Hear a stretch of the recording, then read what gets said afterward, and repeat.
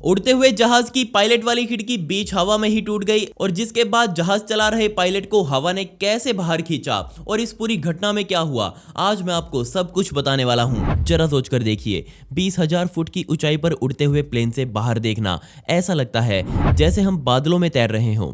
ऐसा लगता है जैसे ये जहाज उड़ते उड़ते एक जगह रुक रहा हो और ऐसा ही कुछ ब्रिटिश एयरवेज फ्लाइट नंबर 5390 में बैठे लोग भी कुछ ऐसा ही महसूस कर रहे थे। 1990 में एक आम सुबह ये जहाज उड़ाते हुए पायलट्स ने खुद को एक तूफान में फंसे हुए पाया। तूफानी हवाएं सैकड़ों किलोमीटर प्रति घंटे की रफ्तार से चल रहे जहाज से टकरा रही थी। पायलट्स को तो अब ये उम्मीद भी नहीं थी कि वो इस तूफान से निकलकर जहाज को लैंड करवा पाएंगे। 10 जून 1990 के दिन मौसम बिल्कुल साफ था और यात्री मलागा एयरपोर्ट पर जाने के लिए बेताब हो रहे थे, जो कि स्पेन के सबसे बड़े एयरपोर्ट्स में गिना जाता है। सभी को अपने पायलट टिन कास्टर पर पूरा विश्वास था। टिन के साथ उनके सहयोगी एलेस्टेयर भी मौजूद थे। ये जहाज बहुत आराम से टेक ऑफ हुआ और अभी तक सब कुछ सही चल रहा था और धीरे धीरे ये जहाज आसमान की ऊंचाइयों में चढ़ता गया और जैसा कि हर फ्लाइट में होता आया है, फ्लाइट अटेंडेंट्स ने यात्रियों में सामान बांटना शुरू किया, जिसके बाद कॉकपिट में एलेस्टेयर ने पूरा कंट्रोल टिम के हाथों में सौंप दिया। कंट्रोल सौंपते ही दोनों पायलट्स रिलैक्स हुए और उन्होंने अपनी सीट बेल्ट्स उतार दी और बस ये करते ही प्लेन में हालात पूरी तरह से बदल गए। जैसे ही पायलट्स ने सीट बेल्ट उतारी, यहाँ पर दो बहुत महत्वपूर्ण घटनाएं घटी। सबसे पहली चीज, प्लेन अब 17,300 फीट की ऊंचाई तक पहुंच चुका था और वहीं दूसरी, एलेस्टेयर अपनी इस टेक ऑफ से बहुत खुश थे। लेकिन कुछ ही सेकंड्स बाद कॉकपिट में एक तेज धमाका सुनाई दिया। प्लेन में बैठे 81 यात्रियों ने कुछ ऐसा सुना जैसे कि कोई बम फटा हो और सभी को शक अपने पायलट पर था क्योंकि आवाज वहीं से आई थी। लेकिन असल में हवा के झटके से जहाज की एक अगली खिड़की टूट चुकी थी और इस झटके से दोनों पायलट्स कुछ समय के लिए बेहोशी की हालत में चले गए। जैसे ही एलेस्टेयर की आंखें खुली, उन्होंने खुद को जमा देने वाली हवाओं में घिरा हुआ पाया और एकदम से उन्हें याद आया कि उन्होंने कुछ ही समय पहले अपनी सीट बेल्ट खोल दी थी। उसी समय फ्लाइट अटेंडेंट्स में से एक कॉकपिट का गेट खोलकर अंदर आए और अंदर आते ही उनकी आंखें फटी की फटी रह गई क्योंकि को पायलट एलेस्टेयर का शरीर जहाज से बाहर कुछ इस हालत में झूल रहा था और पायलट टिन उनके पैरों को मजबूती से पकड़े हुए थे। फ्लाइट अटेंडेंट ने भी टिन की मदद करते हुए तुरंत उनके पैर पकड़ लिए। बदकिस्मती से टिन जहाज को कंट्रोल नहीं कर सकते थे क्योंकि एलेस्टेयर के पैर सभी कंट्रोल्स के ऊपर अड़ रहे थे और अगर वो उनके पैरों को छोड़ दे तो अंजाम आप भी समझ सकते हैं। कॉकपिट में मौजूद दोनों लोगों ने अपना पूरा जोर लगा रखा था और अब वो हुआ जिसका डर था। बदकिस्मती से हवा का दबाव इतना तेज था कि हवा ने कॉकपिट का दरवाजा तोड़ डाला और वो दरवाजा टूटकर सीधा प्लेन के डैशबोर्ड में जा लगा। वहीं एलेस्टेयर भी अभी भी प्लेन के बाहर कुछ इस हालत में लटक रहे थे। अब जहां टिन पहले ही जहाज को कंट्रोल नहीं कर सकते थे, वहीं अब डैशबोर्ड पर कॉकपिट का दरवाजा भी अड़ा हुआ था। लेकिन फिर भी टिन ये समझते थे कि सिर्फ अब वो ही है जो अब सभी को लैंड करवा सकते हैं।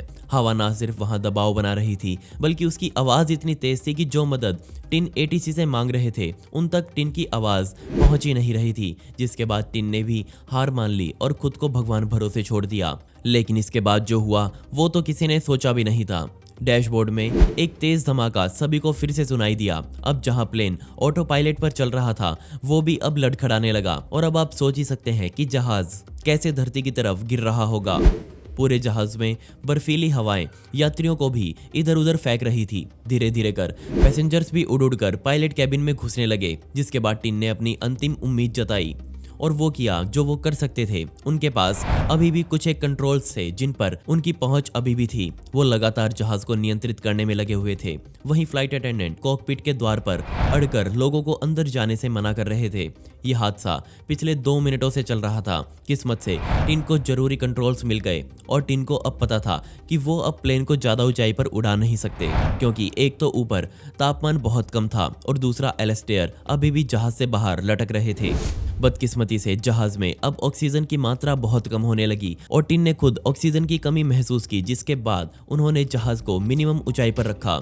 लेकिन इसके बाद जो हुआ उसे हम इग्नोर नहीं कर सकते। जो फ्लाइट अटेंडेंट एलेस्टेयर की टांगे पकड़े हुए था। बदकिस्मती से वो भी अब बेहोशी की हालत में जाने लगा था। उसे भी महसूस हुआ धीरे धीरे कर एलेस्टेयर उसकी पकड़ से निकलता जा रहा था। जरा आप भी सोच कर देखिए, बर्फीली हवाओं में आपके जमे हुए हाथ कितनी देर तक किसी को पकड़ कर रख सकते हैं। किस्मत से कुछ इमरजेंसी इंस्ट्रक्शंस टिन द्वारा एटीसी तक पहुंचा दी गई थी। धीरे धीरे कर एलेस्टेयर फ्लाइट अटेंडेंट की पकड़ से लगभग पूरा बाहर निकल ही चुका था। फ्लाइट अटेंडेंट ने बुरी तरह चिल्लाना शुरू कर दिया। वो बोल रहा था कि वो और एलेस्टेयर को पकड़ नहीं सकता। किस्मत से ये आवाजें सुनकर 2 और फ्लाइट अटेंडेंट कैबिन में आ गए और उन्होंने एलेस्टेयर के हाथ और पैर पकड़ लिए, लेकिन अभी भी वो दोनों मिलकर एलेस्टेयर को अंदर खींचने में सफल नहीं हो पाए।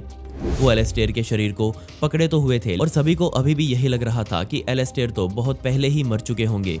बर्फीली हवाएं, इतनी ऊंचाई और हवा का दबाव ने मिलकर एलेस्टेयर की जान ले ली होगी। बेशक इस हालत में तो कोई भी जिंदा नहीं रह सकता।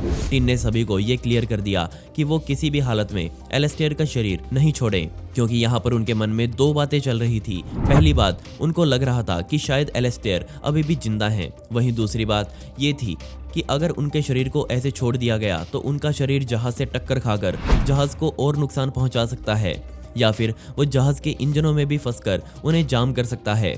और अगर वो मर भी चुके थे तो भी कम से कम उनके परिवार को उनका शव तो मिलना ही चाहिए था। इसलिए उन्होंने एलेस्टेयर को पकड़ कर रखा, लेकिन कितनी देर तक। इसी बीच टिन का एटीसी के साथ संपर्क बन गया और टिन ने उनसे साउथहैम्पटन एयरपोर्ट पर इमरजेंसी लैंडिंग करवाने के लिए रिक्वेस्ट की।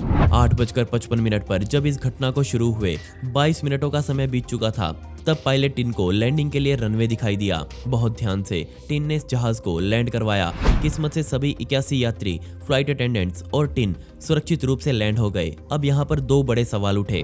सबसे पहला, सिर्फ एलेस्टेयर की किस्मत ही क्यों ऐसी थी, और दूसरा, ये घटना हुई कैसे। तो उस समय उस प्लेन के साथ क्या हुआ था। यहाँ पर जांचकर्ताओं ने एक्सप्लोसिव डीकम्प्रेशन नाम की चीज बताई। जैसे ही हवा के दबाव से प्लेन की खिड़की टूटी, तुरंत जहाज के अंदर हवा का दबाव बदल गया और इस दबाव के बदलने की वजह से सामने बैठे एलेस्टेयर, जिन्होंने सीट बेल्ट नहीं लगा रखी थी, वो उड़कर जहाज की छत पर आ गए। लेकिन क्या एक जहाज की खिड़की इतनी पतली हो सकती है कि वो एक तूफान में फंसकर टूट जाए, क्योंकि ना जाने कितने ही जहाज हर रोज तूफानों में फंसते हैं। तो इसका जवाब था नहीं।